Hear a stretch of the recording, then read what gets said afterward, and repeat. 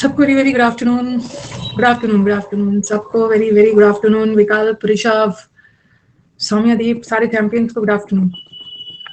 हालचाल बता देना, क्या हालचाल है?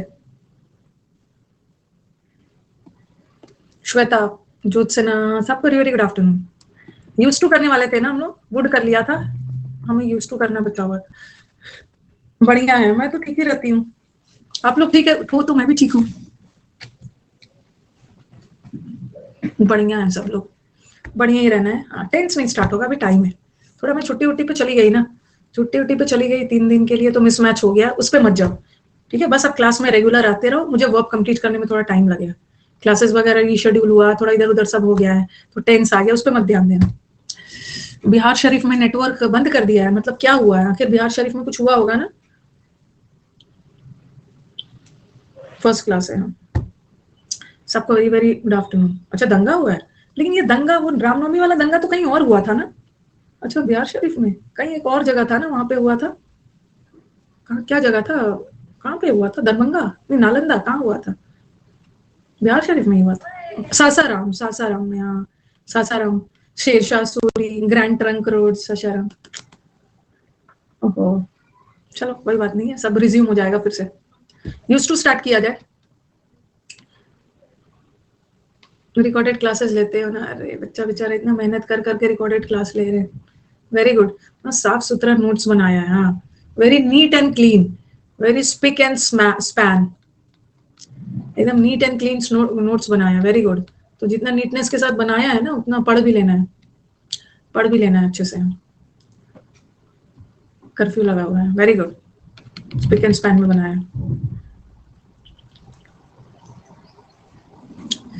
तो बहुत अच्छी बात है, एक बार देख लो। हाँ, टॉपिक वाइज एरर करने के लिए कौन सा बैच देखना है, तो ये तो मैं कर दूंगी। टॉपिक वाइज एरर के लिए कौन सा, मैं इसका लिंक आपको दे दूंगी, ठीक है? क्लास के बीच में मैं दे दूंगी टॉपिक वाइज लिंक का, और कौन कौन से डेट को कौन कौन सा टॉपिक है वो सारा लिंक प्रोवाइड कर दूंगी, टेंशन ना लो। वैसे मैंने 10 बार प्रोवाइड कर दिया होगा, इधर 4-5 दिन से नहीं किया है, फिर से कर दूंगी। स्टार्ट किया जाए। तो आज से प्रैक्टिस बैच भी शुरू हुआ है, और आप लोग तो ऑलरेडी एडमिशन ले चुके हो। आज से सुबह 9:30 बजे आ जाना है, वही सिलेक्शन दिलवाएगा, ठीक है? हाँ, प्रैक्टिस बैच जो है यही आपको सिलेक्शन दिलवाएगा। सुबह के 9:30 बजे से स्टार्ट हुआ है, ठीक है? ध्यान से मेरी बात को सुन लेना, इसको छोड़ना नहीं है। 9:30 बजे से ये स्टार्ट हुआ है। तो ये जो बैच है ना, इसमें vocab, cloze test, vocab, cloze test और पैसेज जो है, ये तो चलेगा मंडे को, वेंसडे को और फ्राइडे को, ठीक है?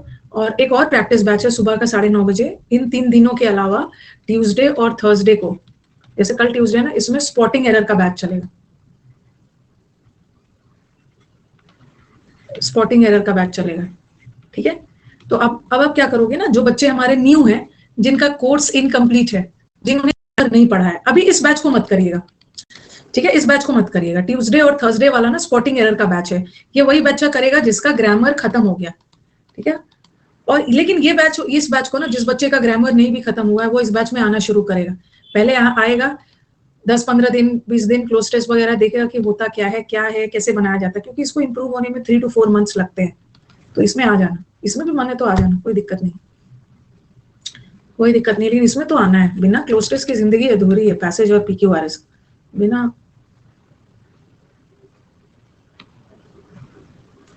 क्या है ये, खुशी का सब कुछ डाउट्स वगैरह लेके आए हैं ना? दिख ही नहीं रहा है, ऐसा ऐसा भेजोगे तो बताओ, ऐसा फोटो भेजोगे तो पता चलेगा। दिख रहा है किसी को? बताओ किसका है ये? खुशी का है, मतलब थोड़ा वो सब लेना है ना। हाँ बताओ, कुछ दिख भी नहीं रहा है, ऐसे ऐसे ऐसे ऐसे भी कर रही हूँ मैं, नहीं दिख रहा है, फिर से शेयर करिए। कुछ नहीं दिख रहा है, मेरे को भी नहीं दिख रहा है, स्टूडेंट्स को भी नहीं दिख रहा है। जस्ट रिकॉर्डेड 100 मिलियन, कुछ नहीं दिख रहा है, ब्लर है, ब्लर है, अच्छे से खींच के। वैसे टेंशन की कोई बात नहीं है, मैं एक बार पूरा एरर वगैरह भी करवा दूंगी आपको, CHSL वाला। चलो अब स्टार्ट किया जाए। सब चीज बता दिया है, बीच में कोई कुछ भी नहीं पूछेगा, कोई भी बीच में कुछ नहीं पूछेगा, सबको सब कुछ बता दिया। आज मैंने CHSL में पूछे गए सारे सिनोनिम्स करवाए, ठीक है, एक दिन एंटोनिम्स करवा दूंगी, इडियम्स करवा दूंगी, सब कर लीजिएगा। अच्छा आया था।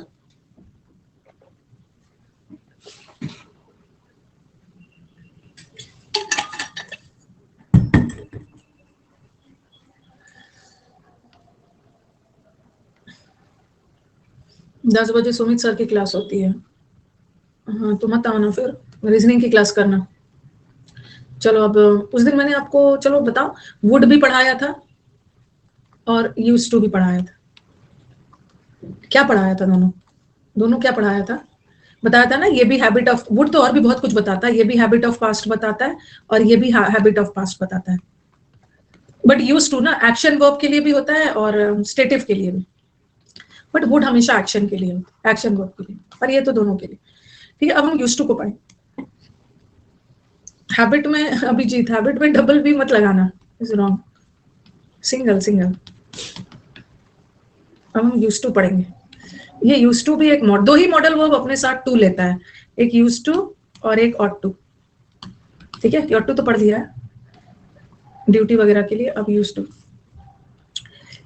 ये यूज टू बहुत खूबसूरत है, खूबसूरत। अभी तक आपने क्या देखा? अभी तक मैंने आपको क्या पढ़ाया? अभी मैंने आपको शुड पढ़ाया, मैंने आपको वुड पढ़ाया, ठीक है, शुड और वुड पढ़ाया। फिर क्या पढ़ाया? हैड बेटर भी एक मॉडल वर्ब है, ये पढ़ाया। फिर ऑट टू पढ़ाया। ये सब ना सिर्फ और सिर्फ मॉडल वर्ब्स होते हैं, और मॉडल वर्ब्स हमेशा सहायक क्रिया होता है, ऑक्सिलरी होता है, ऑक्सिलरी। ठीक है, लेकिन ये यूज टू अपने आप में बहुत इंपॉर्टेंट है। ये जो यूज टू है, ये वाक्य में मॉडल वर्ब का भी काम करता है और ये वाक्य में एडजेक्टिव का भी काम करता है। एक और चीज बताऊंगी इसके बारे में, मेन वर्ब वाला भी एडजेक्टिव का भी काम करता है। यूज टू मॉडल वर्ब भी होता है, एडजेक्टिव भी होता है। अगर यूज टू वाक्य में मॉडल वर्ब का काम करेगा तो अपने साथ क्या लेगा? V1। लेकिन अगर वाक्य में यूज टू एडजेक्टिव का काम करेगा तो एडजेक्टिव तो नाउन की विशेषता बताता है, और वर्ब को नाउन बनाने के लिए उसमें क्या लगा देना? आईएनजी लग जाएगा तो वो जीरंड बन जाएगा ना। ठीक है, वर्ब में आईएनजी लगा दोगे तो वो जीरंड बन जाएगा, और जीरंड ही तो नाउन होता है। ओके, और एडजेक्टिव भी तो नाउन की विशेषता बताता है। तो याद करना है कि अगर यूज टू वाक्य में मॉडल वर्ब का काम कर रहा है तो V1 लगाना, अगर यूज टू एडजेक्टिव का काम कर रहा है तो उसके बाद आईएनजी लगेगा। क्यों? क्योंकि आईएनजी जीरंड होता है, और जीरंड ही नाउन होता है, और एडजेक्टिव ही नाउन की विशेषता बताता है। तो कंफ्यूजन होगा कि ठीक है मैम, ये तो पता चल गया मॉडल वर्ब है तो V1, एडजेक्टिव है तो आईएनजी, लेकिन कैसे पता करेंगे? how will we get to know कि whether in the sentence used to is acting as a model or as a adjective? सबसे बड़ा कंफ्यूजन यही है ना, कि कैसे पता करेंगे कि वाक्य में used to adjective है कि मॉडल है? ये पता लगाएंगे तभी तो डिसाइड करेंगे ना, V1 लगेगा या आईएनजी लगेगा। चलो अब डिसाइड करते हैं। पहले तो हम used to को एज अ मॉडल वर्ब काम करवा लेते हैं। used to एक मॉडल वर्ब है, ठीक है, और V1 लेता है, और ये क्या बताता है? हैबिट ऑफ पास्ट, पास्ट की आदत बताने के लिए। जैसे मैंने लिखा he used to help me in my work, वो मेरे काम में हेल्प किया करता था। he used to work for late hours तक काम किया करता था। तो यहाँ used to पास्ट की हैबिट बता रहा है ना, पास्ट की आदत बता रहा है, वो मेरे काम में हेल्प किया करता था, वो लेट तक पढ़ा करता था, और ये used to मॉडल वर्ब है, मॉडल वर्ब है और अपने साथ V1 लेते। यहाँ भी used to मॉडल वर्ब है, ऑक्सिलरी वर्ब है, ये अपने साथ V1 लेता है। ठीक है, V1 दोनों V1 लेता। तो यहाँ तो चलो आदत बता रहा है used to, तो ये तो वेरी क्लियर है, वेरी ल्यूसिड है। ठीक है, वेरी क्लियर है कि चलो मॉडल वर्ब है तो V1 लेगा। अब प्रॉब्लम यहाँ पे आए, ठीक है, अब मैं आपको बहुत सारे एग्जांपल्स दे रही हूँ, लिख लिया होगा इसको।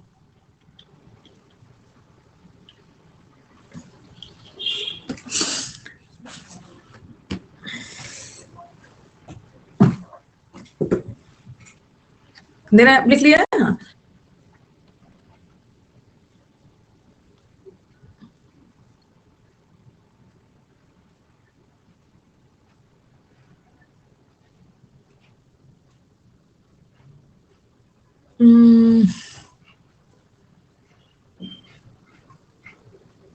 देख लूंगी खुशी, आपका आपने सही से भेजा है, मैं उसको देख लूंगी।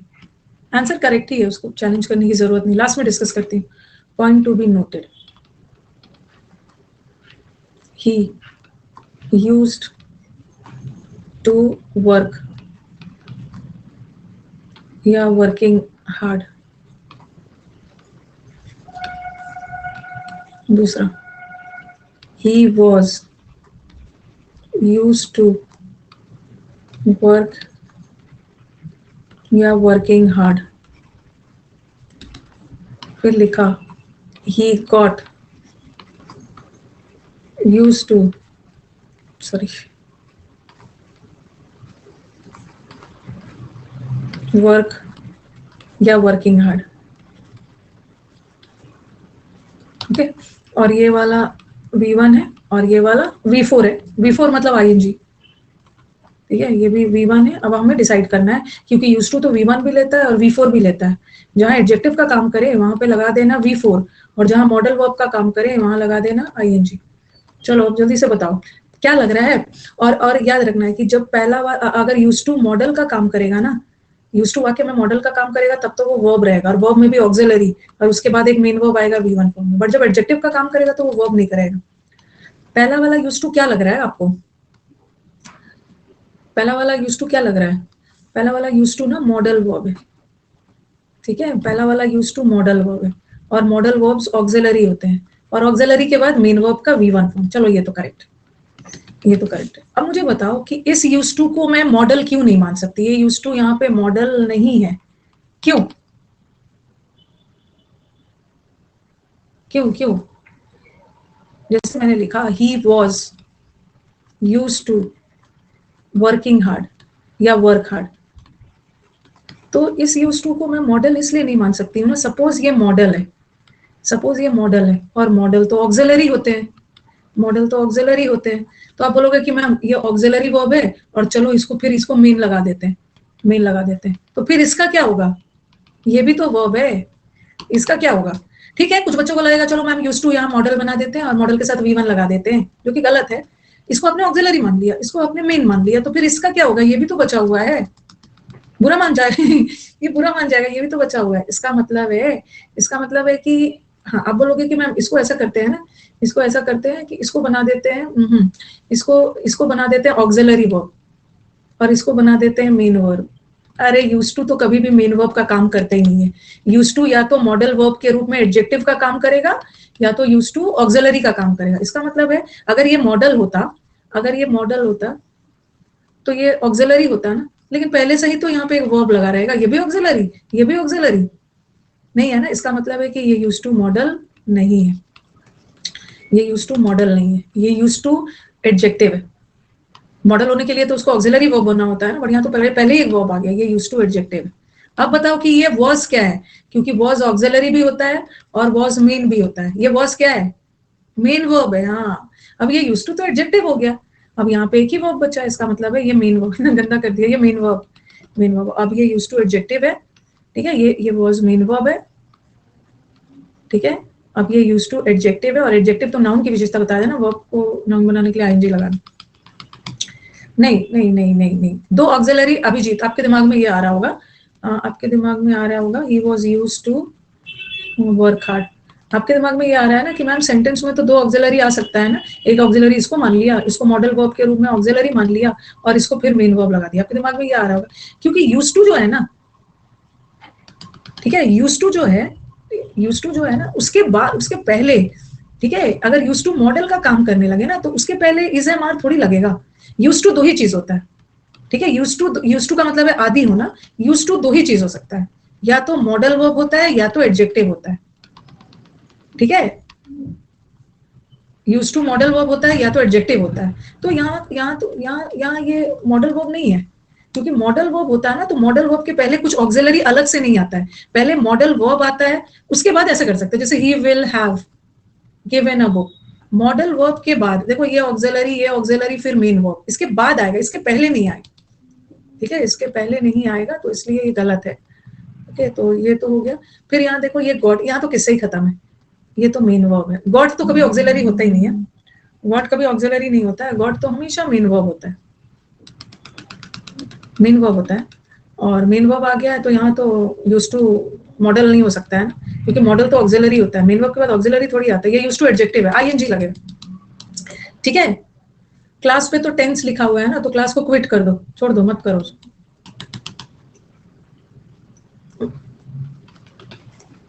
ठीक है, हाँ यार बार बार मैं बोल रही हूँ ना कि इससे मैचिंग कर करके नहीं पढ़ा जाता है। अच्छा मेरी बात बताओ, कोई अनअकैडमी ने कोई क्लास का शेड्यूल बना के भेजा कि इस दिन टेंस होगा, इस दिन ये होगा, और बीच में ना टीचर एक हफ्ते के लिए बीमार पड़ गए, टीचर बीच में एक हफ्ते के लिए बीमार पड़ गए, टीचर कहीं छुट्टी पे चले गए, तो बीच का क्लास तो मिसमैच हो जाएगा ना, मिसमैच हो जाएगा ना। ओके, थोड़ा ऊपर नीचे हो जाएगा, तो फिर आपको टेंशन क्या? अगर आप बैच के रेगुलर स्टूडेंट हो तो आपको कोई फर्क नहीं होना चाहिए, अरे वहां तक मैम ने पढ़ाया था, अब आगे पढ़ाएगी, और वर्क भी जब खत्म होगा ना तो उसमें टेंस तो आ ही जाएगा। ओके, तो एडुकेटर के हाथ में नहीं है ना, कुछ नहीं है एडुकेटर के हाथ में। मेरे को एक्स्ट्रा क्लास भी ऐड करवाना होता है ना, मुझे उनसे बोलना होता है कि क्लास जोड़ देना, उनके हाथ में कुछ नहीं है, सब उनके हाथ में है। ठीक है। हाँ, शुभम गेट तो V3 लेता है ना मैम, यस गेट V3 लेता है, जैसे मैंने लिखा V3 भी तो एडजेक्टिव ही होता है ना। He got tired, he got defeated, V3 है, V3 है, टायर्ड एडजेक्टिव है, और ये भी एडजेक्टिव है। गॉट वर्ड V3 लेता है एडजेक्टिव के रूप में। ओके, वर्ब का थर्ड फॉर्म भी एडजेक्टिव होता है ना, तो उसी तरह है he got used to, he got used to भी तो एडजेक्टिव, और किस चीज का यूज्ड टू आगे बताया।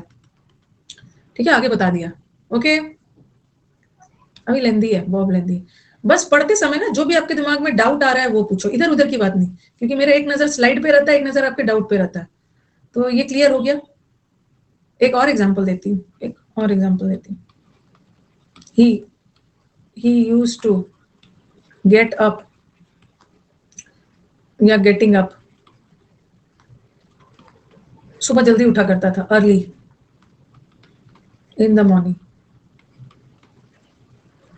एक तो ना इट्स हाई टाइम, अब पानी सिर के ऊपर से चला गया, पानी सिर के ऊपर से चला गया, इट्स हाई टाइम, तो इतना ज्यादा ब्लोन आउट ऑफ प्रोपोर्शन। ये एक इडियम याद करो, ब्लो आउट ऑफ प्रोपोर्शन, मतलब जितना मतलब जरूरत से ज्यादा इस चीज को उड़ाया गया है, ये जो कंट्रोवर्सी है ना, एक इडियम याद कर लो, जितना है नहीं इतना वो उड़ गया है, मतलब बहुत बुरा लग रहा है। It's very pity, it's very pity कि मैं जिस मतलब होता है ना फ्रेटर्निटी आप इस वर्ल्ड में पढ़ा रहे हो और ऐसा हो रहा है ना, तो अंदर से बहुत ये क्या मैं ऐसा कहाँ फंस गई। खैर मैं इसमें इन्वॉल्व नहीं हूँ, मेरा इससे कोई लेना देना नहीं है, लेकिन बहुत बुरा लगता है कि क्या फ्रेटर्निटी में आप पढ़ा रहे हो, क्या फ्रेटर्निटी में, तो वो सब चीज पे जो आप लोग कमेंट दे रहे हो ना, नहीं दो, वो सब छोड़ दो, वो सब पे छोड़ दो। आप लोग प्रमोशन मतलब होते जा रहा होते जा रहा होते जा रहा। ओके, जो टीचर्स को ना इतना ज्यादा आप लोग ये मान के चलते हो, मतलब क्या बोलूं मैं, कुछ भी वो सब कर रहे हैं और हो रहा होते जा रहा है, रुक नहीं रहा है। ओके, रुक नहीं रहा है, रुक नहीं रहा है, एक जगह पे रुक जाना चाहिए ना, ये रुक ही नहीं रहा है, हर दिन कुछ ना। मैं तो नहीं देखती हूँ ना, मैं हर दिन जब ऑफिस आती हूँ ना, ऑफिस आती हूँ तो मेरे टीम के मेंबर्स बताते हैं मैम आज इसने ये किया, कि आज इसका ये हुआ। He used to get up early in the morning, he was, he used to. पर मैं समझ सकती हूँ ना, बच्चे ना चाहते हुए भी देखने का मन कर रहा होगा, बच्चे ना चाहते हुए भी ना उनका मन कर रहा होगा चलो देखते हैं किसने क्या बोला। वैसे आप कोई जज नहीं हो, आप कोई जज नहीं हो कि आप डिसाइड करोगे कौन बुरा है कौन अच्छा है, बट देख लेते हैं बच्चे। He was used to getting up या get up early in the morning.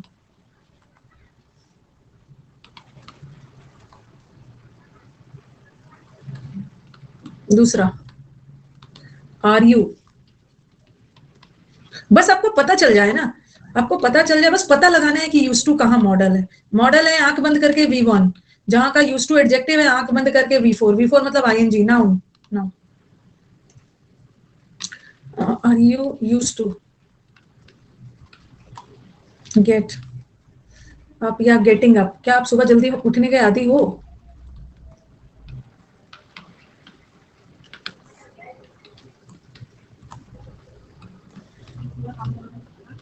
पहला वाला, अब डिसाइड करो कि यहाँ यूज टू क्या है, पहले डिसाइड करो ये यूज टू यहाँ पे क्या है। यूज टू यहाँ पे मॉडल वर्ब है, और मॉडल वर्ब है शुरू में यहाँ गया है, कुछ चीजें हमारे उसके पहले नहीं लगा है, मॉडल वर्ब है तो मॉडल वर्ब के साथ तो V1 लगा।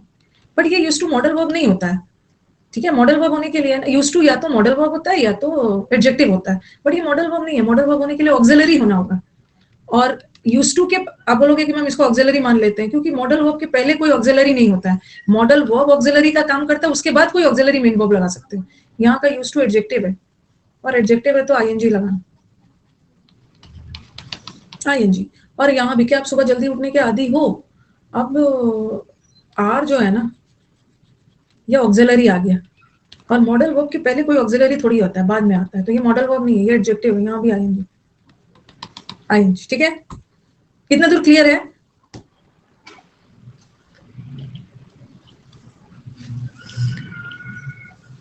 कितना दूर क्लियर है?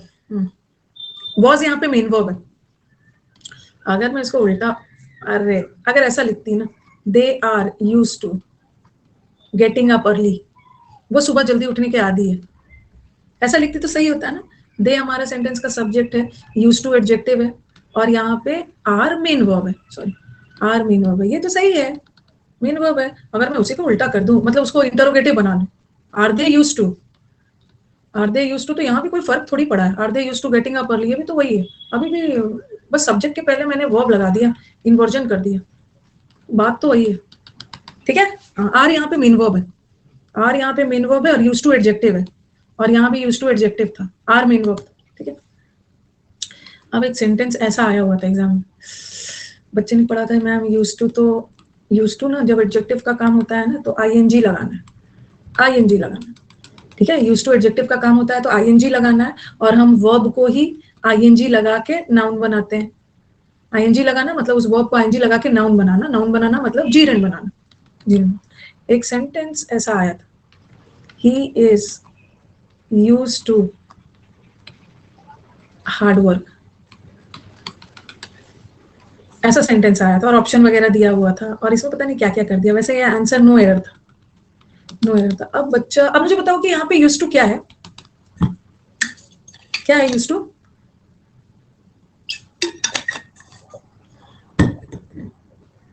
एडजेक्टिव है, वेरी गुड, एडजेक्टिव है। तो आप बोलोगे कि मैम जब यूज्ड टू एडजेक्टिव का काम कर रहा है तो आपने उसको आईएनजी लगाने के लिए बोला है। आईएनजी, आपने यहाँ पे आईएनजी क्यों लगाया? क्योंकि हम आईएनजी लगाकर वर्ब को नाउन बनाते हैं। बट ये जो हार्ड, वहां ना they are used to hard working और क्या क्या लगा देंगे। ये जो हार्डवर्क है ना, हार्डवर्क अपने आप में असली वाला नाउन है। हार्डवर्क का मतलब होता है मेहनत, मेहनत, मेहनत इस भाववाचक संज्ञा, तो हार्डवर्क तो अपने आप में नाउन है, अपने आप में नाउन है, फिर से उसको आईएनजी, असली नाउन है, आईएनजी बना के क्यों लगाओगे? आईएनजी बना के नाउन थोड़ी लगाएंगे। ठीक है, या रियल नाउन, सपोज ऐसा रहता है, देखो ऐसा रहता है, he is used to working hard. ठीक है, वर्किंग हार्ड, और फिर मैंने लिखा he is used to hard work. तो आप बोलोगे कि मैम यहाँ तो आपने आईएनजी लगाया, यहाँ यूज्ड टू एडजेक्टिव है, यहाँ पे आपने आईएनजी लगा के नाउन बनाया, और यहाँ पे आपने आईएनजी नहीं लगाना क्योंकि ये असली वाला नाउन है, उसमें फिर से आईएनजी लगा के नाउन क्यों बनाओगे? ये वर्किंग तो वर्ब था ना, इसको नाउन बनाने के लिए मैंने आईएनजी लगाया, बट यहाँ पे मत लगाना। कुछ प्रोग्रेस नहीं हो रहा है इंग्लिश में, नहीं पीक्यूआरएस बनता है, नहीं क्लोज टेस्ट है, टीचर चेंज योर टीचर। ये तो आज तक मेरे को सबसे पहला बार किसी स्टूडेंट का आया है, स्टूडेंट का सबसे पहला बार कमेंट आया है। एकदम देर नहीं करना है, टाइम वेस्ट नहीं करना है, ओके, एकदम टीचर बदल दीजिए, ओके, एक बार टीचर बदल के देखना होगा आपको, ओके, क्योंकि ये वाला कमेंट ना पहली बार आया है, तो ये मत समझना ना कि मैं अपने आप पे डाउट करने लगूंगी, मैं तो एक्सपर्ट हूँ क्लोज टेस्ट पीक्यूआरएस और पैसेज में, तो मैं, हाँ, तो टीचर बदल के, कुछ दिन टीचर बदल के देखिए, ठीक है, हो सकता है इंप्रूवमेंट हो जाए। तो ये याद रखना है ना, ये वाला नो एरर था, ठीक है, नो एरर था, नो एरर था। ये भी हो गया। अब एक चीज और ध्यान रखना है, ठीक है। सबसे पहले तो आपने अभी क्या देखा कि यूज्ड टू मॉडल का काम कर रहा है, ठीक है, मॉडल का काम कर रहा है, मॉडल का काम कर रहा है, तो हाँ V1 लगाना है, ठीक है। और यूज्ड टू एडजेक्टिव का काम कर रहा है तो आईएनजी लगाना है। तो ये जो हमारा यूज्ड टू है ना, ये दो ही काम कर सकता है, मॉडल का और एडजेक्टिव का, ठीक है, और इसके साथ टू लगेगा, और ये जो टू है ना, ये यूज्ड टू का ही हिस्सा है, इसको हम अलग नहीं कर सकते, ये उसी का हिस्सा है। लेकिन अगर मैंने लिखा कैमल्स, ये यूज्ड टू का मतलब है किसी चीज का आदी होना, यूज्ड टू होना, आदी होना, हैबिचुएटेड होना, आदी होना, अकस्टम्ड है, सबके साथ टू लगेगा, ये सारे एडजेक्टिव है, और सबके साथ आईएनजी लगा देना। असली अगर वर्ब है तो आईएनजी बना देना, नाउन बना देना, ओके। यूज्ड टू होना, हैबिचुएटेड, और किसी गलत चीज का लत लग जाता है ना तो एडिक्टेड होता है, एडिक्टेड टू, ठीक है, ओके, ये याद रखना। लेकिन कभी कभी ना, और ये यूज्ड टू साथ में रहेगा, हैबिचुएटेड का भी टू हिस्सा है, अकस्टम टू, सब साथ साथ है। लेकिन कभी कभी क्या होता है कि टू अलग हो जाता है। मैंने लिखा कैमल्स आर यूज्ड, एक तो यूज्ड टू का मतलब है आदी होना, हैबिचुएटेड होना, और एक यूज्ड टू का मतलब है किसी चीज का इस्तेमाल करना, जैसे मैंने लिखा I used a pen, I used a pen to write. तो यहाँ यूज्ड है ना, यहाँ यूज का मतलब आदि होना नहीं है, यहाँ यूज का मतलब इस्तेमाल किया। मैंने पेन का यूज किया लिखने के लिए, ठीक है, यहाँ मैंने पेन का यूज, यहाँ आदि होने के सेंस में नहीं है, ठीक है। जैसे आई ऐसा लिखा मैंने, I used a pen to write. तो ये जो टू है ना, ये जो टू है ये यूज्ड का हिस्सा नहीं है। ये जो टू यूज्ड का हिस्सा तब बनेगा जब आदि होने के सेंस में, हैबिचुएटेड के सेंस में। बट यहाँ हैबिचुएटेड के सेंस में थोड़ी है, ये यूज्ड आपका मेन वर्ब है। और ये जो टू, अब ये टू ना यूज टू से बिछड़ गया, अब ये टू राइट में आ गया, ये वाला जो टू है राइट में आ गया, इन्फिनेटिव में आ गया, इन्फिनेटिव में आ गया, क्योंकि यहाँ आदि होने का सेंस नहीं है, हैबिचुएटेड का सेंस हो तब साथ रहेगा। मैंने एक पेन यूज किया किस लिए, लिखने के लिए। अब मैंने लिखा camels are use to carry loads, camel को इस्तेमाल किया जाता है भार ढोने के लिए। ओके, टू राइट विथ, हाँ, I used a pen to write with. Camels are use to carry loads. अब मुझे बताओ ये कैमल क्या है। अब हमारा बच्चा क्या करेगा, ये कैमल बोलेगा सब्जेक्ट है, मैम ये तो मेन वर्ब है, ये मेन वर्ब है, और यूज टू को एडजेक्टिव मान लेगा और इसमें आईएनजी लगा देगा, कैरिंग, कैरिंग, कैरिंग लगा देगा। बट ऐसा करने की जरूरत नहीं है, क्योंकि बता रही हूँ ये सेंटेंस जा रहा है पैसिव, यहाँ सेंटेंस पैसिव जा रहा है। कैमल को यूज किया जाता है भार, यहाँ आदि होने का सेंस नहीं है, कैमल्स को यूज किया जाता है भार ढोने के लिए। ये सेंटेंस पैसिव है, और पैसिव में तो वर्ब का थर्ड फॉर्म आना जरूरी है। इसका मतलब है ये यूज्ड जो है ना, ये यूज्ड अलग है, ये वर्ब का थर्ड फॉर्म है। और जो इज एम, और ये ऑक्सिलरी है, और इज एम आर के बाद अगर वर्ब का थर्ड फॉर्म आ रहा है, इसका मतलब है सेंटेंस पैसिव जा रहा है।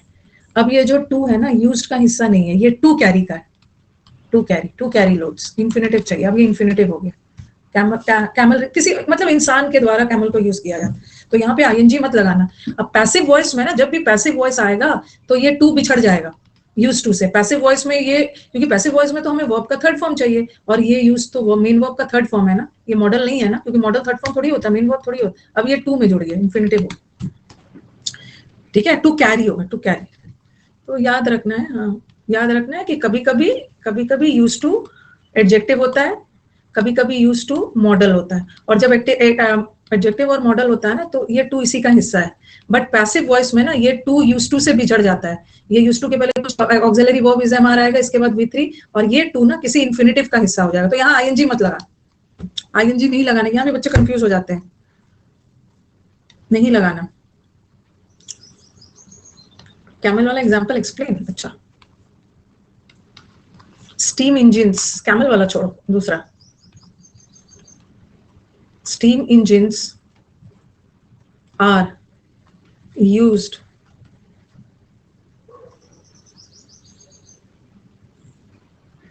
क्या है दिया तो जो CH 22 करेक्ट एंड CM 42 आया, वेरी गुड, हाँ ठीक है। Engines are used to drive electricity, steam engines are used to drive vehicles चलाने के लिए। ओके, अब देखो यहाँ पे मुझे बताओ कि क्या है स्टीम इंजन। अपने आप तो यूज नहीं होता है ना, स्टीम इंजन को हमारे द्वारा यूज किया जाता है गाड़ी चलाने के लिए, व्हीकल्स को, तो पैसिव जा रहा है। और पैसिव में ना, ये पैसिव में तो मेन वर्ब का थर्ड फॉर्म आता है, ये यूज टू मेन वर्ब है, और उसके पहले इज एम आर के बाद थर्ड फॉर्म आ गया, तो ये मेन वर्ब है। अब ये जो टू है ना, ये ड्राइव का हिस्सा है, इन्फिनेटिव का, यूज टू का हिस्सा नहीं, ठीक है। तो याद रखना है, कंफ्यूज नहीं होना है। अब मैंने लिखा, अगर मैंने लिखा camels are used to living in deserts. अब मेरे को बताओ क्या ये सेंटेंस पैसिव जा रहा है? यूज्ड यहाँ वर्ब है, मेन वर्ब का थर्ड फॉर्म है, मॉडल नहीं है, मॉडल होता तो ऑक्सिलरी नहीं। यहाँ ये सेंटेंस पैसिव नहीं है। ये कैमल को डेजर्ट्स में रहने के लिए आप थोड़ी ढालते हो, कैमल्स खुद रेगिस्तान में रहने के आदी है, तो ये सेंटेंस पैसिव नहीं जा रहा है। ये सेंटेंस पैसिव नहीं जा रहा है, इसका मतलब है कि ये मेन वर्ब का थर्ड फॉर्म नहीं है, ये कैमल्स हैबिचुएटेड है और आदि है। और जब भी हैबिचुएटेड का सेंस आए ना, तो वहां का यूज टू एडजेक्टिव होता है, और उसके बाद तो आईएनजी लगेगा, और ये तो मेन वर्ब। चलो क्लियर है ना? आधा घंटा मैंने बोला था कि मैं टाइम लूंगी, ले ही लिया आधा घंटा यूज टू पढ़ाने में। गलत नहीं करना, थोड़ा मेन पैसिव आ गया ना तो वहां यूज टू का एडजेक्टिव मत मानना, वहां यूज्ड मेन वर्ब है, उससे टू बिछड़ के इन्फिनिटिव में चला गया, यूज टू की कहानी खत्म हो गई। यहाँ लंबी कहानी थी यूज टू की। चलो आगे बढ़ते हैं, कैन कोड में माइट करते हैं।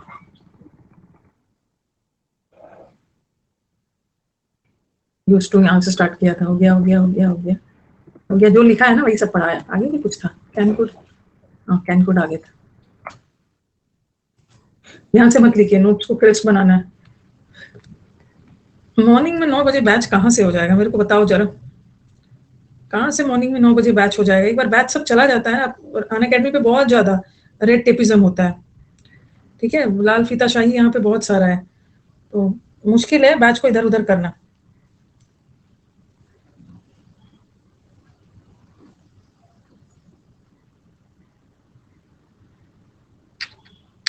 रेड टेपिज्म का मतलब होता है ना लाल फीताशाही, बहुत ज्यादा फॉर्मेलिटीज, बहुत ज्यादा औपचारिकता, ऑफिशियल फॉर्मेलिटीज होता है, ये करो वो करो ये करो। अपना ऐप वगैरह पे क्या होता है, चुपचाप जाओ बोर्ड पे लिखना शुरू कर दो, पढ़ाना शुरू कर दो, यहाँ तो परेशानी हो जाते हैं। कैन और कुड, कैन प्रेजेंट है और कुड, कैन क्या बताता है, यहाँ से लिखते जाओ, ये कैन ये सब छोड़ो, कैन तो प्रेजेंट टेंस में होता है, लिखते जाओ। और ये क्या बताता है, एबिलिटी, क्षमता ऑफ द प्रेजेंट, प्रेजेंट की योग्यता क्षमता बताने के लिए कैन का यूज करते हैं। आई कैन डू द वर्क, मैं इस काम को कर सकता हूँ, कर सकता था, करूंगा, क्षमता बता रहा है।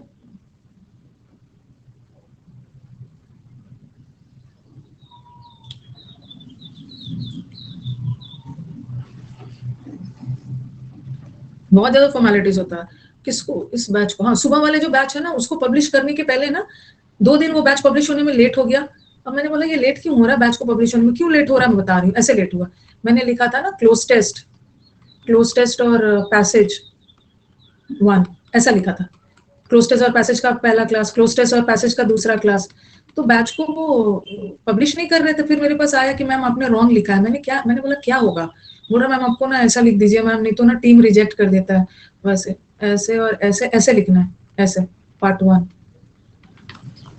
ठीक है, फिर ऐसे करना है पार्ट 2। अब बताओ, अब मुझे को तो गुस्सा आया, मैंने बोला कि क्या यही देख देख के बच्चा मेरे से पढ़ने आएगा, ये पार्ट 1 और पार्ट 2 देखने का आएगा।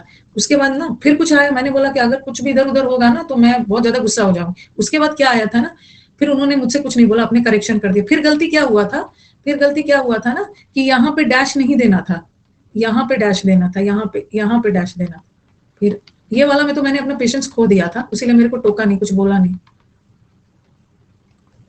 ये सब अननेसेसरी परेशान करना है, ये सब खुल के मैं बोलती हूँ कि मेरे को मत फोन करिए ये सब चीज के लिए, नहीं तो इरिटेशन हो जाता है। ये सब देख के आएगा बच्चा कि आज मैम कौन सा टॉपिक पढ़ाने वाली है, प्लस माइनस कहाँ लगा है। एक बार इस पे भी रिजेक्ट हो गया था बैच, मैंने ऐसा लिखा था, उन्होंने बोला नहीं मैम ऐसा नहीं लिखना है, मैं थोड़ा कंट्रोल कर लेती हूँ, ऐसा वाला लिखना है, ऐसा। एक बार ऐसा वाला भी हुआ था, रोमन लेटर वाला।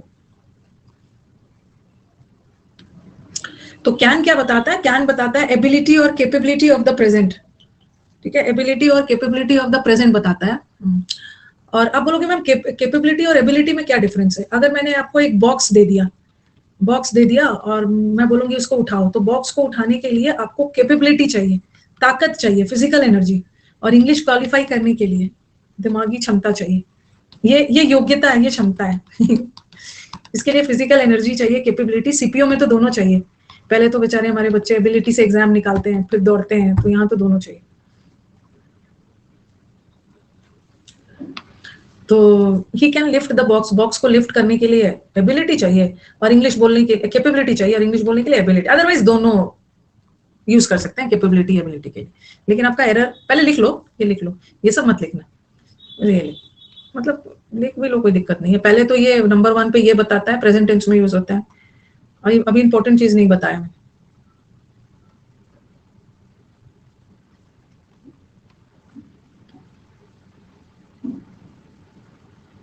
बाद में बताऊंगी। Ma'am please tell me what is passive sentence. Passive sentences are the sentences na where the doer is inactive, okay, where the doer is inactive, he is not doing any work, somebody is coming and doing a work upon him, जहाँ करता खुद काम को नहीं करता है, कोई और आके करता है। अरे नहीं भी बनाया, थोड़ा बहुत तो एक्टिव पैसिव बचपन में पढ़ा होगा। ऐसा थोड़ी है कि मैटरनिटी होम से आके सीधा इसी बैच में आ गए, जन्म लेने के बाद सीधा यही बैच इंग्लिश का कर, थोड़ा बहुत तो किया होगा। एक्टिव में करता इनएक्टिव है, एक्टिव है, और पैसिव में करता कोई काम नहीं कर रहा है, उस पर कोई काम किया जा रहा है। कैन हो गया। और एक कैन हम परमिशन के लिए भी यूज करते हैं। एक तो कैन क्षमता वगैरह बताता है, एक परमिशन या ऑर्डर के लिए। You can leave the hall, order दिया जा रहा है, परमिशन दिया जा रहा है कि आप हॉल लीव कर सकते हो। You can take my book, मैं आपको परमिशन दे रही हूँ। कैन आई कम इन में आप परमिशन मांग रहे हो, ठीक है। और मे आई कम इन भी होता है। अब आप बोलोगे मैम दोनों में क्या डिफरेंस है, मे से भी परमिशन मांग सकते हैं, बट थोड़ा सा औपचारिक रूप में मांग रहे हैं ना, तो मे लगा देना। अपने दोस्त वगैरह के रूम में घुसने के लिए मांग रहे हैं, कैन लगा सकते हैं। बट एग्जाम में तो पता नहीं चलेगा कि कौन सा औपचारिक है कौन सा अनौपचारिक है, तो दोनों चलता है सेम। यहाँ से कुछ एरर्स नहीं आए। ये स्पोकन इंग्लिश में यूज कर लेना कि कैन परमिशन और ऑर्डर दोनों के लिए यूज होता है। टीचर से बोलते हो ना, may I come in sir, may I come in ma'am, तो टीचर तो थोड़ा फॉर्मल वाला है ना। तो एक कैन एबिलिटी क्षमता बताता है, दूसरा कैन ये बताता है। लेकिन अब सबसे इंपॉर्टेंट यहीं से भर भर के एरर्स आएगा एग्जाम में। कैन और कुड वर्ड के साथ, ये तो एकदम रट लो, छप गया आपके पेपर में। कैन और कुड के साथ वो एबल वर्ड लगा देते हैं, गलत। कैन और केपेबल के साथ, ठीक है, एबल लगा दिया या एबिलिटी लगा दिया, ये केपेबल लगा दिया, ये केपेबिलिटी लगा दिया, गलत है। एबल वर्ड लगा दिया या अनएबल भी लगा दिया, एबल का उल्टा, सब गलत। क्योंक ये कैन और कुड ऑलरेडी क्षमता योग्यता बताता है, तो इसके साथ ये सब मतलब नहीं लगाना, नहीं लगाना।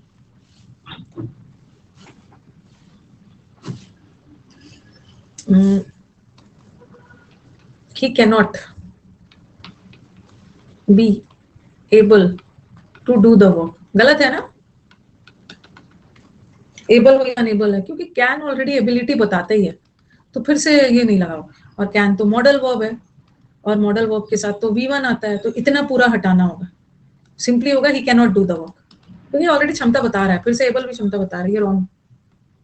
यहीं पे एक और चीज लिख लीजिए कंपैरिजन।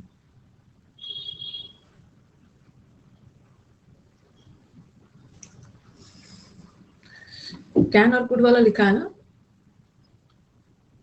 और भी एक चीज लिख लेना है।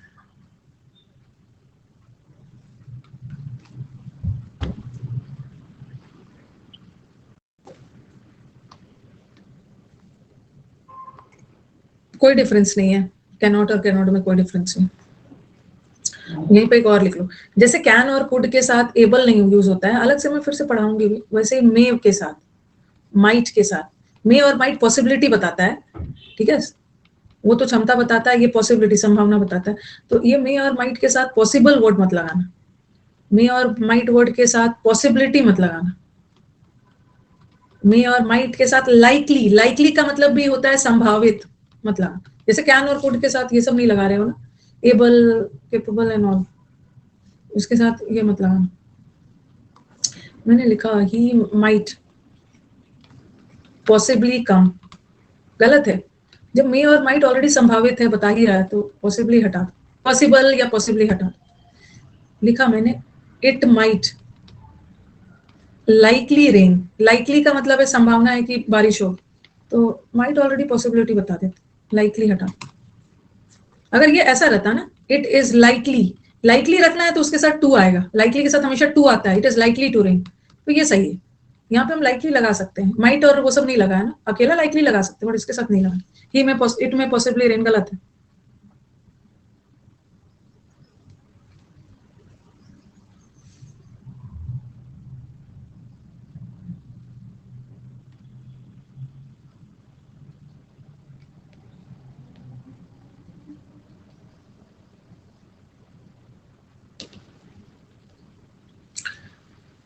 लाइकली मॉडल नहीं, ठीक है, लाइकली मॉडल वर्ब है ही नहीं। लाइकली क्या लग रहा है, लाइकली एडवर्ब है, एडवर्ब है, मॉडल नहीं है। इज यहाँ पे मेन वर्ब, मॉडल नहीं है वो। हाँ ये भी हो गया, कैन हो गया। अब कुड पे आ जाओ। कुड प्रेजेंट और पास्ट दोनों बताता है। प्रेजेंट कब बताएगा मैं आपको बताऊंगी। एक मैंने कल बताया था ना, वुड भी पोलाइट रिक्वेस्ट के लिए, कुड भी पोलाइट रिक्वेस्ट के लिए, उसमें बताता है। कैन तो एबिलिटी और कैपेबिलिटी ऑफ प्रेजेंट बताता है, कुड एबिलिटी और कैपेबिलिटी ऑफ पास्ट बताता है, पास्ट की क्षमता के लिए। जैसे there was such a crowd, अगर मैं ऐसा लिखती थी ना, he can not find his brother, वो अपने ब्रदर को नहीं ढूंढ सकता है, और he could not find his brother, दोनों सही है, वो अपने भाई को नहीं ढूंढ पाया, ये पास्ट है ये प्रेजेंट है। लेकिन यहाँ पे चूंकि सेंटेंस हमारा पास्ट में जा रहा है, इतनी भीड़ थी कि वो अपने भाई को नहीं, तब तो यहाँ कैन नहीं लगाए, कुड लगाए। मैं अभी पढ़ाऊंगी तब एग्जाम्पल दूँ। He could swim across the river, जब वो यंग था ना तो वो स्विम किया करता था, ठीक है, ही कुड स्विम, पास्ट हो गया। और एक पोलाइट रिक्वेस्ट के लिए भी हम प्रेजेंट में कुड को यूज कर सकते हैं, could you lend me some money, वैसे तो कुड पास्ट होता है क्षमता बताने के लिए, बट वुड की तरह पोलाइट रिक्वेस्ट, आपको याद है ना उस दिन बताया था, वुड भी पोलाइट रिक्वेस्ट, कुड भी polite request, but mind word के साथ, ये आपका प्री में आया था। कुड यू माइंड नहीं होगा, वुड यू माइंड हो, कुड यू हेल्प मी, क्या आप मेरी हेल्प कर सकते हो, रिक्वेस्ट कर रहा है मुझे।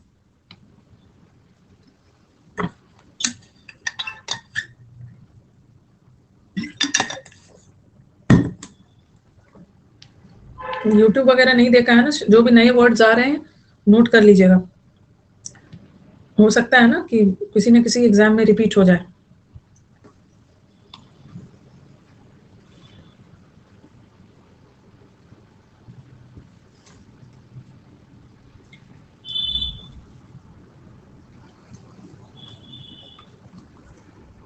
हो गया, नेक्स्ट गुड हो गया। हाँ, वही बताया, देखो कैन और लिखते जाओ, कैन और कुड के साथ एबल मत लगाना, he can be able to do the work, I can do the work, because of heavy rain the students could not be, the students could not attend, लिख ही लिया, लिख ही लिया आपने, जो लिखवा रही हूँ ना उतना लिखो।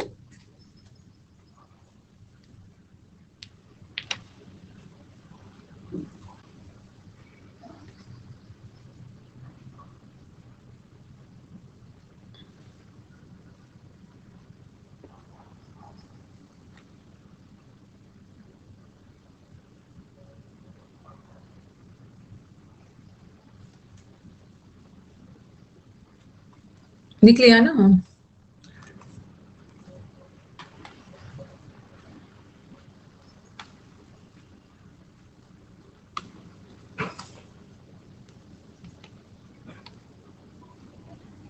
It was likely to rain, likely मतलब बारिश की संभावना थी, लाइकली मतलब अभी हुई नहीं है, लाइकली, जैसे he is likely to come, Alok, possibility है कि वो आएगा, he is likely to come, इसको मैं दूसरे तरीके से बोल सकती हूँ, ही मे कम, पॉसिबिलिटी है कि ये वो आए, तो मे लगा रहे हैं तो लाइकली मत लगाना, लाइकली लगा रहे हैं तो मे मत लगाना, क्योंकि दोनों पॉसिबिलिटी का सेंस जा रहे हैं। ओके, ये हो गया, ये भी हो गया, यूज टू भी पढ़ा दिया आपको, कुड कैन हो गया, ये भी हो गया, ये भी हो गया, अब हम मे और माइट पे चलेंगे। बीच में मे और माइट पे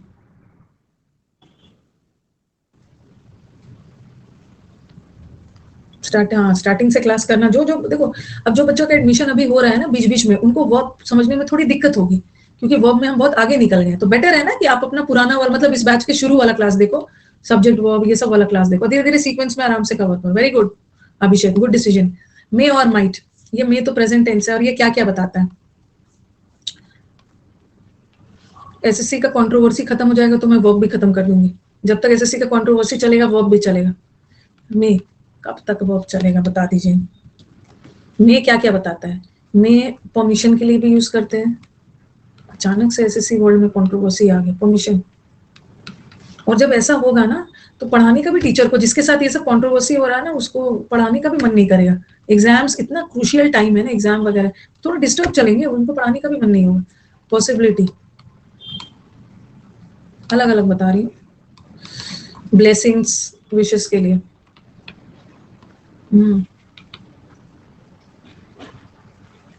यूपीएससी में इतना नहीं होता था, यूपीएससी में ना इतना नहीं होता था जितना कि एसएससी में हो गया। और एक होता है पर्पस,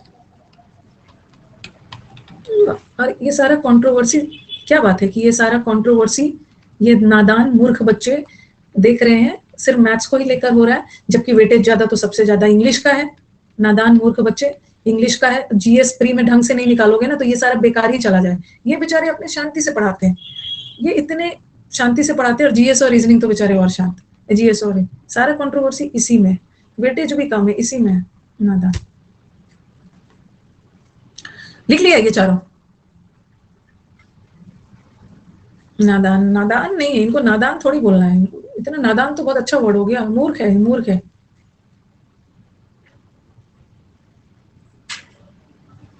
हो गया, लिख लिया ना। अब मैंने लिखा जितना भी पढ़ा दे मैथ्स, रीजनिंग, जीएस, ये सब में बच्चा एक्सपर्ट नहीं हो ना, तो वो सिलेक्शन से बहुत दूर है। गया वो, गॉन आर द डेज, गए वो दिन जहां मैथ्स पढ़ पढ़ के निकाल लेते थे। ये सब में अगर नहीं इंप्रूवमेंट हो ना, तो मैथ्स के टीचर जान भी दे देना, बच्चा का एग्जाम नहीं निकलने वाला।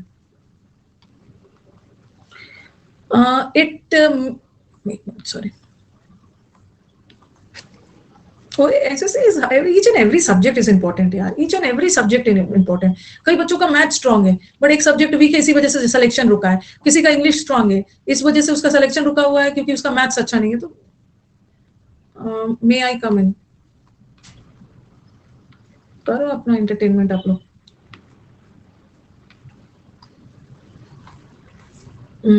मे आई कम इन, फिर मैंने लिखा इट मे रेन,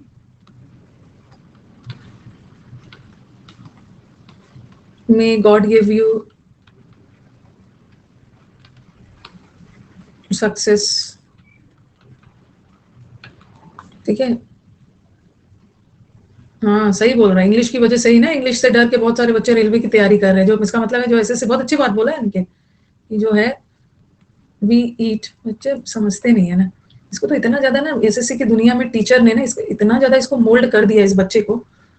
एसएससी ने बेचारा तैयारी करने आता है ना, उसका दिमाग सही रहता है, तैयारी करने जाता है तब तक इसका दिमाग सही है, बट इसको मोटिवेट कर करके इसको इतना ज्यादा मोटिवेट कर दिया है ना टीचर ने कि इसका दिमाग ही अब काम करना बंद कर दिया है। मतलब इसको भर भर के मोटिवेशन हो गया, इसके बॉडी में पूरे मोटिवेशन का बाढ़ आ गया है। इतना ज्यादा मोटिवेटेड हो गया कि इसका दिमाग ही नहीं काम कर रहा है कि क्या किया जाए, मोटिवेटेड रह रहा है पूरे समय, इतना मोटिवेट, पढ़ाई छोड़ दिया है। वी ईट, मेरे सामने आए ना, इसको 2 थप्पड़ लगाऊंगी ना, इसका सारा मोटिवेशन खाली करूंगी बॉडी से। वी ईट, ताकि और सब चीजों को डाला जाए। We eat so that we may live.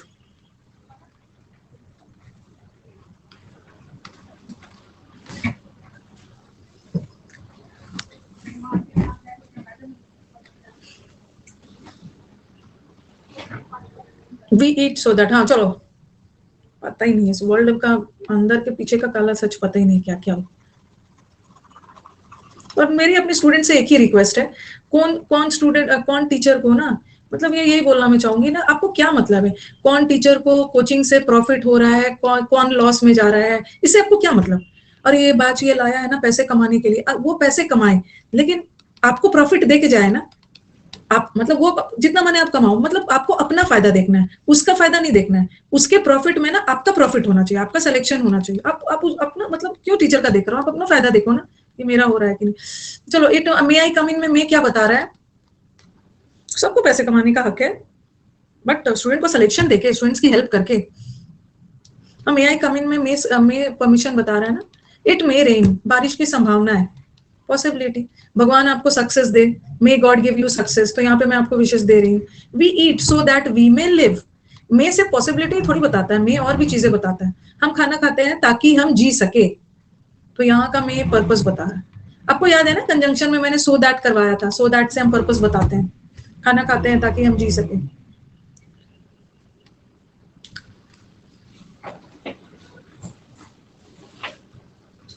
ठीक है, अभी हाँ, और इसके साथ लिख लेना, आपने वैसे लिखा भी है, मे वाले में लिख लेना कि वहां पे लिख ही लिया है मे के साथ और माइट के साथ। अभी माइट अलग से करवाऊंगी, इसके साथ पॉसिबल वर्ड मत लगाना। ठीक है, पॉसिबल पॉसिबिलिटी लिख ही लिया है, मत लगाना यहाँ पे।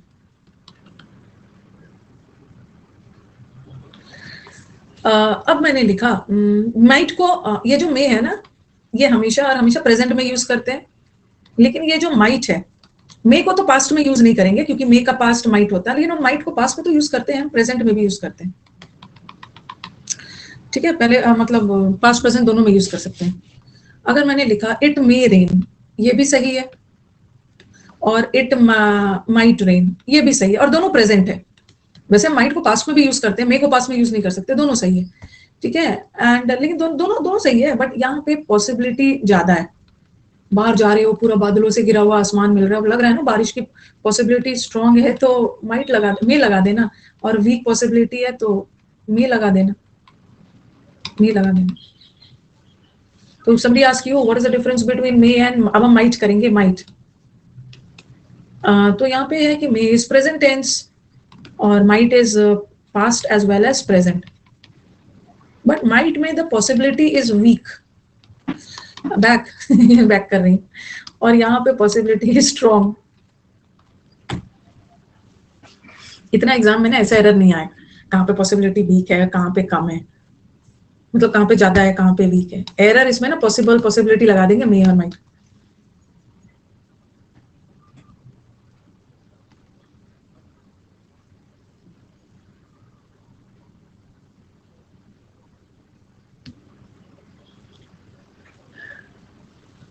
रिमोट पॉसिबिलिटी का मतलब होता है बहुत कम.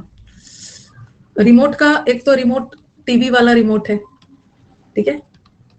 रिमोट का दो मतलब होता है. एक रिमोट का मतलब होता है ना बहुत लेस, और एक रिमोट का मतलब होता है बहुत दूर. जैसे बोलते हैं ना रिमोट एरियाज. रिमोट एरियाज मतलब दूर दराज के एरियाज, फार ऑफ, जहां बेसिक सुविधाएं नहीं है, ठीक है. उसको रिमोट, जिसको हम बोलते हैं फार फ्लंग एरियाज,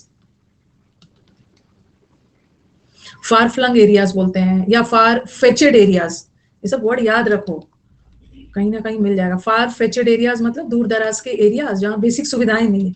और एक रिमोट का मतलब होता है, जैसे मैंने बोला इसमें इंप्रूवमेंट के चांसेस बहुत रिमोट है, तो चांसेस कम कम.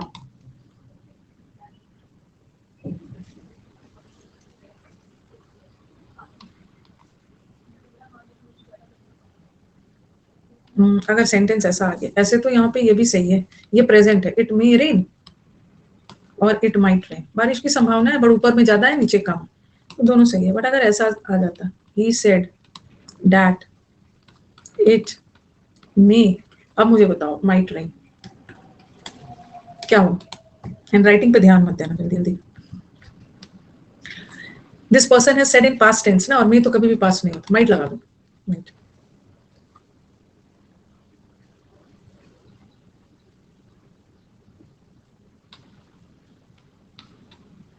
तो वही है यहाँ पे मे और माइट की तरह. मे आई का ये तो करवा ही दिया. मैं जो मैंने आपको पढ़ाया है ना इतना लेंदी लेंदी, जैसे परमिशन ब्लेसिंग्स, मैंने एक जगह लिख कर करवा दिया.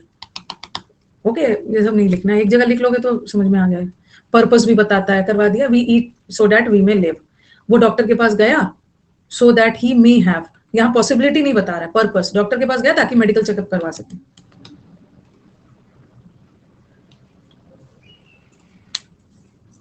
और मे और माइक के साथ पॉसिबिलिटी लाइकली मत लगाना,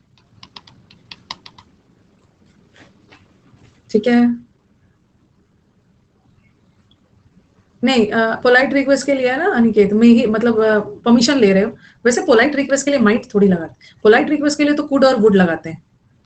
मे तो may I have your pen, permission ले रहे हैं. Might I ask a question? No. May I ask a question? And you are not requesting. You are seeking a permission. क्या मैं एक क्वेश्चन पूछ सकता? You are not requesting. You are just seeking a permission. Might भी हो गया. सब कर लिया आपने. ज्यादा पॉसिबिलिटी और कम पॉसिबिलिटी, ये भी हो गया.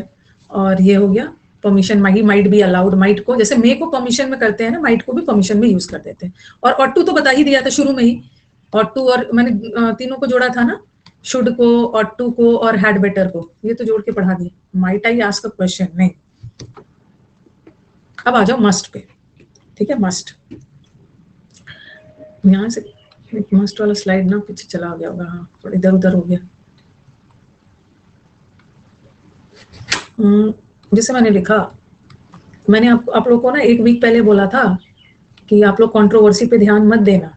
You should not waste time. आपको टाइम वेस्ट नहीं करना है कंट्रोवर्सी पर. बट देख रही हूँ एक हफ्ते से सब लोग कंट्रोवर्सी देखने में बिजी है, तो मेरा शुड बदल जाएगा मस्ट में. मेरा शुड ना मस्ट में बदल जाएगा. देखा कि कोई मान नहीं रहे हैं, ये तो देखे जा रहे हैं वेस्ट टाइम. ज्यादा ना ड्रामा मत करो. इतना टाइम कहाँ है कंट्रोवर्सी देखने का. क्लास के बीच में कोई नोटिफिकेशन आ रहा है ना, क्लास छोड़ के कंट्रोवर्सी देख रहे हो. We should not waste time. हमें टाइम वेस्ट नहीं करना चाहिए.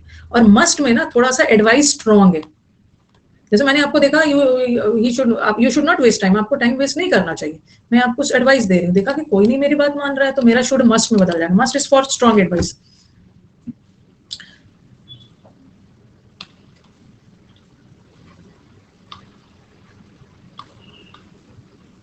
स्ट्रॉन्ग एडवाइस, ठीक है। तो ये वाला मस्ट वाला हो गया। रुको रुको यहाँ पर, हाँ, मस्ट क्या क्या बताता है।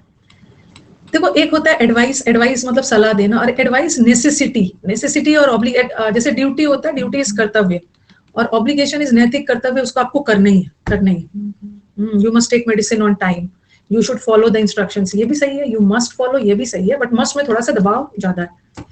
अब ये वाला बहुत इंपॉर्टेंट, जब भी सेंटेंस में कोई निष्कर्ष निकालना हो, शायद स्पेलिंग सही लिखा हो, जब भी कोई कंक्लूजन निकालना हो, इन्फरेंस का मतलब है कंक्लूजन, तो वहां पे हम मस्ट का यूज करते हैं, ठीक है। जैसे he has a big house, उसका घर बड़ा है, तो यहाँ ना ड्यूटी का सेंस नहीं जा रहा है। ही मस्ट बी रिच, मतलब ये मत सोचना कि ही मस्ट मतलब उसको रिच होना चाहिए, क्योंकि ही मस्ट फॉलो में तो उसको इंस्ट्रक्शंस फॉलो करना चाहिए, यहाँ वो सेंस नहीं है। उसका घर बड़ा है तो यही कंक्लूजन निकालोगे ना, अरे यही करके रिच है। रोड्स आर वेट, रोड्स गीले हैं, it must have rain, conclusion यही निकाल रहा, बारिश हुई होगी तभी तो रोड्स गीले हैं। अमीर है, घर पड़ा है उसका।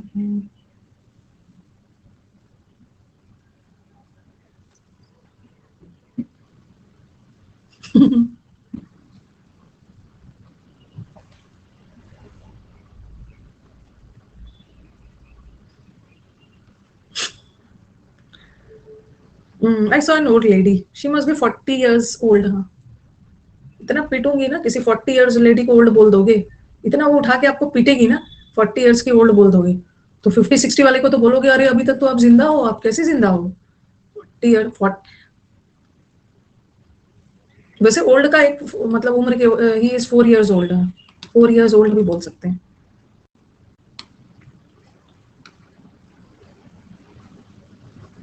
यू मस्ट एक ऑर्डर देने के लिए भी होता है, एक मस्ट ड्यूटी और वो सब के लिए, एक मस्ट निष्कर्ष निकालने के लिए, और एक ऑर्डर वगैरह। You must leave the room, निकलो रूम से।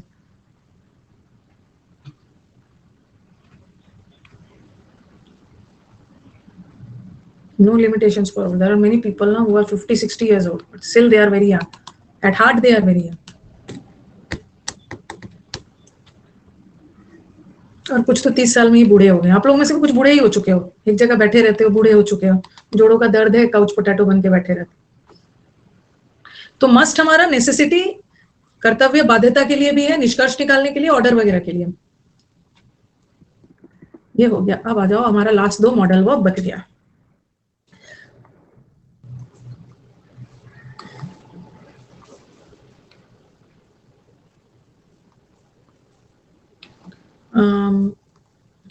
अभी तो मैंने एक चीज आपको ना बेसिक वाला, एक ये वाला नहीं पढ़ाया था, ये बहुत बेसिक है कि बचाया, विल और शैल, वुड और शुड से स्टार्ट किया था। ये विल और शैल दोनों क्या में यूज होता है, दोनों फ्यूचर के लिए, दोनों फ्यूचर के लिए, ठीक है, फ्यूचर टेंस के लिए।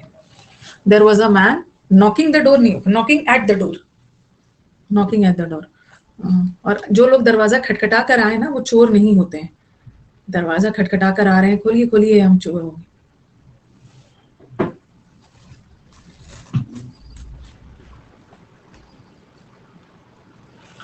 ये फ्यूचर टेंस बताता है। अब कुछ बच्चों ने क्या मतलब बुक्स वगैरह में लिख देते हैं। आप लोगों को ये पता है ना, फर्स्ट पर्सन, फर्स्ट पर्सन मतलब जो बोल रहा है, जो बोल रहा है वो फर्स्ट पर्सन है, ठीक है। अभी मैं फर्स्ट पर्सन हूँ, आई और वी आता है, और सेकंड पर्सन में आप लोग हो, सेकंड पर्सन आप, और थर्ड पर्सन जो वार्तालाप में शामिल नहीं है। आप, मैं फर्स्ट पर्सन हूँ, आप लोग मेरी बात सुन रहे हो, सेकंड पर्सन है, और ऑन अकेडमी थर्ड पर्सन है। तो सेकंड पर्सन में हो आप, फर्स्ट पर्सन में हम और मैं, सिंगुलर और प्लूरल, और थर्ड पर्सन में तो जो वार्तालाप में शामिल नहीं है, ही, शी, दे, इट, ये सब थर्ड पर्सन, ठीक है। राम श्याम सब थर्ड पर्सन है।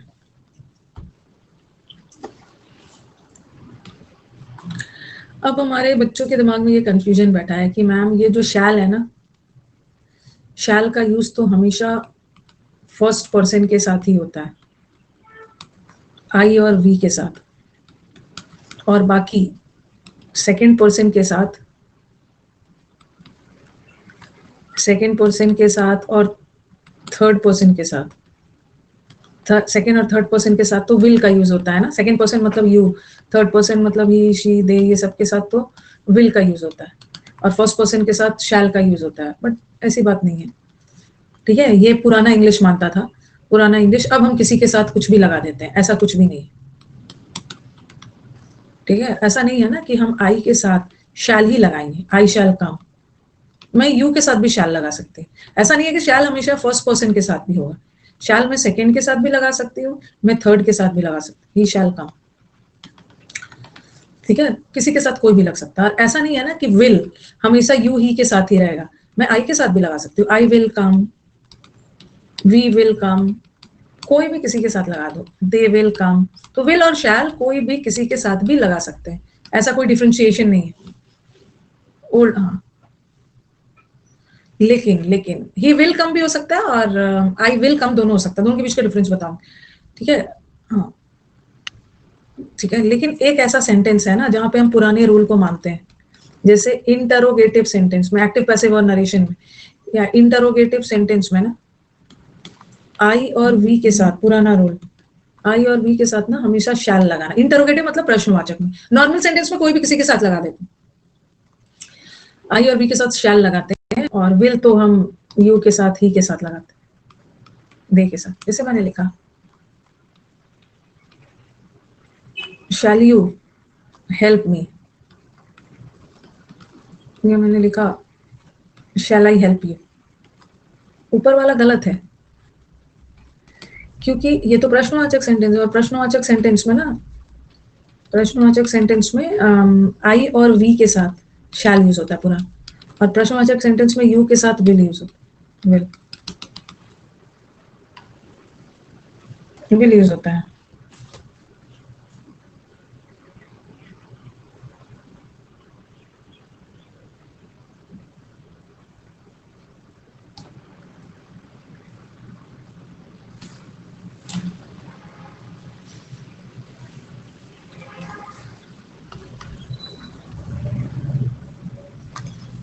ओके, याद रखना है कि पुराना वाला रूल हम इंटरोगेटिव सेंटेंस में मानते हैं, इंटरोगेटिव सेंटेंस, और एक्टिव पैसिव में भी मानते हैं। एक्टिव पैसिव में जब मैं आपको पढ़ाऊंगी वहां फिर से याद दिलाऊंगी, एक्टिव पैसिव में और इंटरोगेटिव में मानते हैं। जैसे मैंने लिखा ही गिव, नहीं ऐसा वाला, आई शैल टेल द ट्रूथ। ठीक है, ऐसा ऐसा उसमें आ जाएगा एक्टिव पैसिव में, ये सब्जेक्ट है, ये वर्ब है, एक ऑब्जेक्ट। ठीक है, अब ऐसा आ जाएगा इसका एक ऑप्शन आएगा, इसका एक्टिव है पैसिव बनाना, एक ऑप्शन ऐसा आ जाएगा, the truth shall be told by me, एक ऑप्शन ये आएगा, और दूसरा ऑप्शन आएगा the truth will be told by me. अब बच्चा सोचेगा ना कि अरे यहाँ तो शैल है, चलो शैल वाला लगा देते हैं, बट ठीक है, आई था तो हमने शैल लगाया, बट अब हमने ट्रूथ को बनाया है सब्जेक्ट, और ट्रूथ सेकंड थर्ड पर्सन है, और थर्ड पर्सन के साथ शैल मतलब इसको लगा। ट्रांसलेशन में इतना थोड़ी देखा जाता है। ठीक है, तो ये याद रखना है। हाँ, और ठीक है ना, ये क्लियर है ना, शैल का नॉर्मल सेंटेंस में शैल कहीं और विल कहीं कुछ भी लगा लो, इंटरोगेटिव में आई और वी के साथ शैल लगाना, और एक्टिव पैसिव और नरेशन। ठीक है, एक आप बोलोगे कि मैम ये दोनों में डिफरेंस क्या है, दोनों में डिफरेंस देखना। जैसे मैंने लिखा आई शैल कम, दोनों तो फ्यूचर है, आई शैल कम, और मैंने लिखा I will, sorry I will कम, दोनों सही है। ऐसा एग्जाम में आएगा नहीं, ये तो सिर्फ नाम का है, आपको अंडरस्टैंडिंग होना चाहिए। और फिर मैंने लिखा यू शैल कम, अब आपने बोला कि मैम आपने तो बोला है कि दोनों के साथ कुछ भी लगा दो, तो कुछ तो डिफरेंस होगा ना, यू विल कम, कुछ तो डिफरेंस होगा। जब ये शैल ना, देखो ये जो शैल जो है, सॉरी ये सब फ्यूचर बताता है, शैल और विल फ्यूचर बताता है। एक होता है वीक फ्यूचर, एक होता है स्ट्रॉन्ग फ्यूचर। वीक फ्यूचर मतलब जिसका फ्यूचर में होने का पॉसिबिलिटी कम है, और स्ट्रॉन्ग मतलब मैं अवश्य ही वो काम को करूंगा। ठीक है, अवश्य ही काम को करूंगा। तो याद रखना ना कि ये दोनों सही है। जब आई फर्स्ट पर्सन के साथ, आई और वी के साथ विल लगता है ना, तो ये बन जाता है स्ट्रॉन्ग फ्यूचर के लिए। और यही आई और वी के साथ जब शैल लगता है, तो ठीक है मैं आ जाऊंगा, वीक पॉसिबिलिटी का सेंस है। ठीक है, आई शैल कम, ठीक है आपने बुलाया है, कैजुअल बोल रहे हैं, मैं आ जाऊंगा। पर आई विल कम मतलब मैं अवश्य ही आऊंगा। तो यहाँ पे आप स्ट्रॉन्ग डिटर्मिनेशन के साथ बोल रहे हैं, मैं आऊंगा, मैं अवश्य ही आऊंगा। तो आई और वी के साथ शैल लगता है, तो वीक फ्यूचर होता है, और आई और वी के साथ विल लगता है तो स्ट्रांग होता है। लेकिन जस्ट इसका उल्टा हो जाता है ना यू ही सेकंड और थर्ड पर्सन के साथ। ये मत समझना कि जब विल आएगा तभी स्ट्रांग फ्यूचर बनेगा, वो आई और वी के साथ, बट यू शैल कम, ठीक है। जब सेकंड पर्सन के साथ, सेकंड पर्सन के साथ, थर्ड पर्सन के साथ जब शैल आ गया, आई के साथ शैल आ रहा था तो वीक था, लेकिन यू और ही के साथ शैल आए ना तो उल्टा हो जाता है स्ट्रांग, और यही यू और ही के साथ विल आए तो वीक बन जाता है, वीक फ्यूचर। यू शैल कम आपको आना ही है तो यहाँ पे स्ट्रांग है, और यू विल कम आप आओगे ये यहाँ पर वीक है, उल्टा हो जाता है। आई में विल स्ट्रांग था बट यू ही में शैल स्ट्रांग।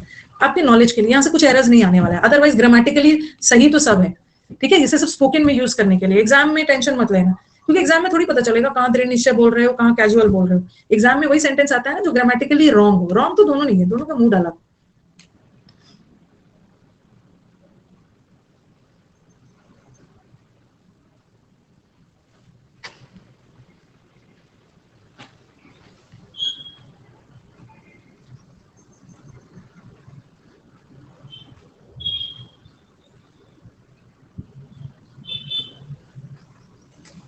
नहीं नहीं, ये सबको प्रेजेंट में नहीं यूज कर सकते हैं ना, शैल और विल तो हमेशा फ्यूचर में यूज होगा।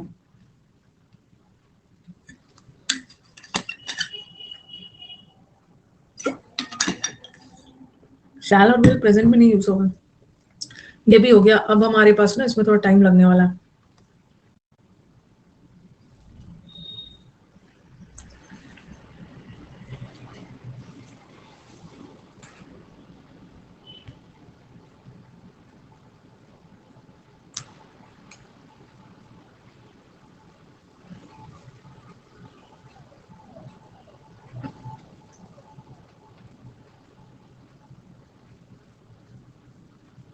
क्लास का ड्यूरेशन है 1.5 घंटा, इतना ज्यादा हो जा रहा है, 2-2 घंटा पढ़ेंगे।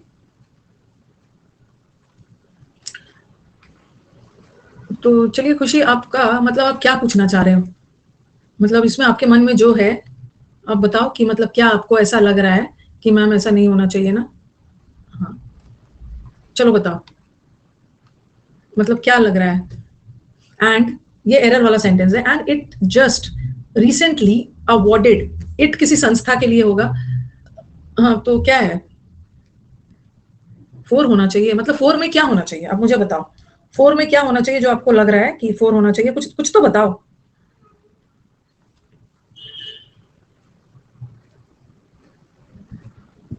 जस्ट एंड रिसेंटली सेम है, नहीं नहीं आ सकता है, क्यों नहीं आ सकता है, जस्ट और recently, just it just recently दोनों सेम है, यूज कर सकते हैं।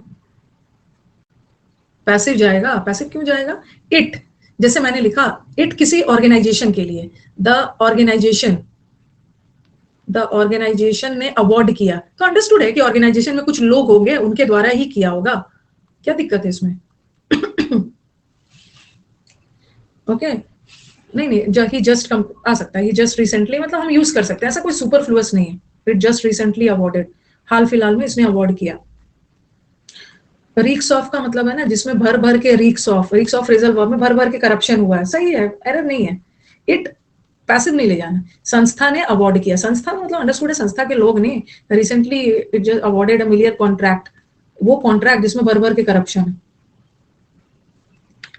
सही है। जस्ट और रिसेंटली, आप प्रॉब्लम क्या है ना, बहुत सारी चीज को अपने मन से सुपरफ्लुअस बना देते हैं। हम लोग क्या करते हैं ना, क्योंकि ये मैं स्टार्ट करूंगी ना तो मेरे को बहुत मेहनत, ये वाला जो मैं आपको 2 मॉडल वर्क करवाऊंगी, जैसे कि अभी तक तो मैंने आपको सब करवाया, विल कैन कुड जो कि मॉडल वर्ब था, जिसमें से यूज टू मॉडल और एडजेक्टिव दोनों था। अब मैं आपको आज करवाऊंगी तो बीच में रोकना होगा, डेयर और नीड आज नहीं हो पाएगा, बीच ही में रुक जाएगा।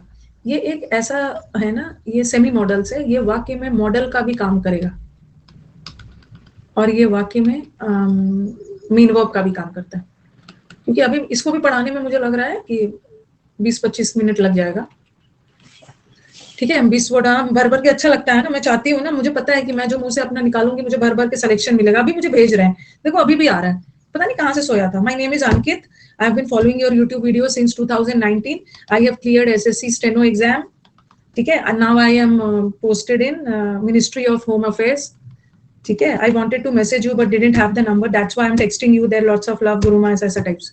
इसी को भर भर के सिलेक्शन बोलते हैं, भर भर के सिलेक्शन। मिल जाता है बच्चा ने रोल नंबर और हर का रोल जैसे आता है ना तो मैं उसको बोलती हूँ रोल नंबर भेजो। तो मुझसे गलती होती है, कई बच्चों को ना मैं सीधा रोल नंबर भेज मांग लेती हूँ, उसके बाद बोलती हूँ ना कॉन्ग्रेट्स माय चैंपियन, भूल जाती हूँ ये करना।